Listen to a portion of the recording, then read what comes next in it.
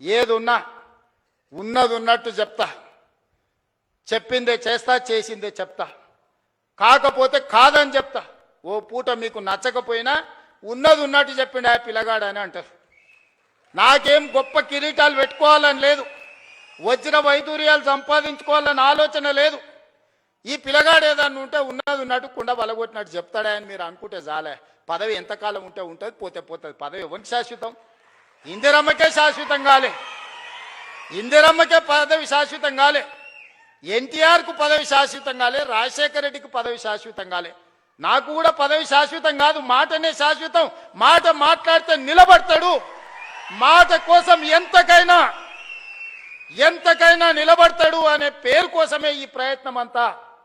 అబద్ధాల పునాదుల మీద ఈ ప్రభుత్వాన్ని నడపను. మీకు అబద్ధాలు చెప్పి మిమ్మల్ని నమ్మించే ప్రయత్నం చేయను.